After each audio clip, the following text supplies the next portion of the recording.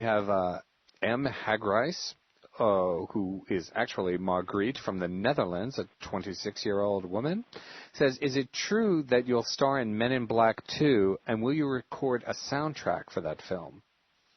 I don't think we're doing a soundtrack, but I did a guest appearance, like a cameo for Men in Black 2, and we were expecting to do part 3 as well, and it was a lot of fun and exciting, and it's one of my favorite films of all time. I'm a big Men in Black fan. I love it very much. Now, I understand you're also doing The Nightmare of Edgar Allan Poe. Could you tell us a little bit about that? Yes, that one's coming up. It's about the great, prolific American writer, Edgar Allan Poe. Kind of a scary guy himself, too. He's very diabolical and very dark, but he was a genius. But his own personal life is very interesting, and that's what it's about, how he was, what he had to go through to create such ingenious work. It's a great story. And by the way, make sure the fans know, all tabloids should be out. Do not believe anything you read in a tabloid. It's garbage and it's junk. We should have a tabloid burning, like a big mountain, just set it afire.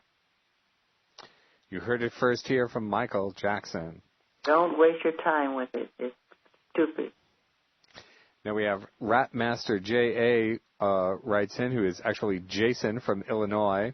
Says, Michael, you are undoubtedly the greatest artist in the history of the world. How do you do the moonwalk? It's the coolest move I've ever seen. Gee, it's hard to explain on the phone, but I can't imagine how you I love illusion dancing.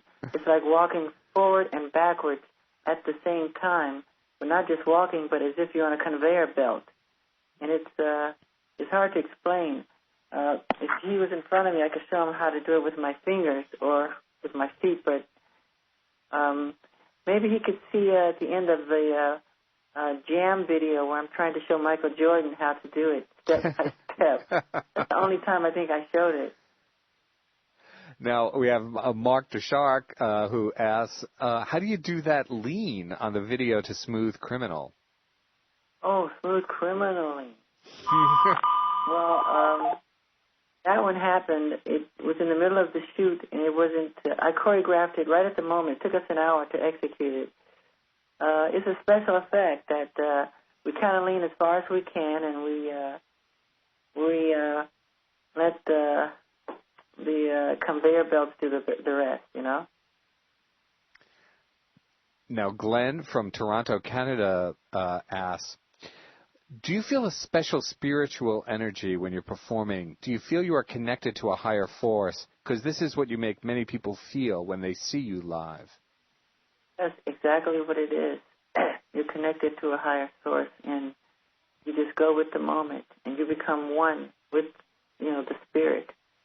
And not to sound religious or anything, but it's a very spiritual, very much like religion, and it's a God-given gift, and you just go with it. And I'm honored to have been given it. And it's fun to become one with the audience. It's a oneness, I was reminded of some of that when you were talking about, the way you would work out your moves, listening to, just listening to the music and kind of disappearing into it. It has that kind of, really mystical feel. Thank you. Now, Charlie sends in a question. It says, what achievement in your life are you the most proud of? Boy, one of my biggest dreams since I was really, really little, I think around 6 or 7 years old, I used to always buy the Guinness Book of World Records. Uh-huh. You know what the answer is going to be.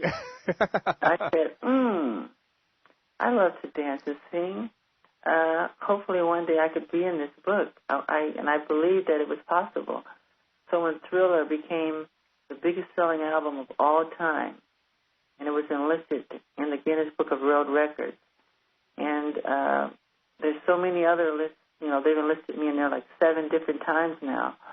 It was the happiest time of my life. I was so happy.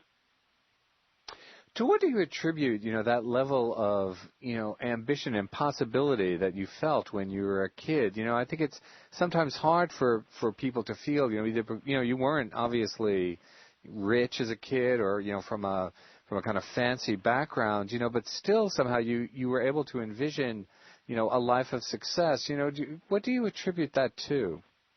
I attribute that to my parents who always taught us to persevere, believe in yourself, have confidence no matter what you do.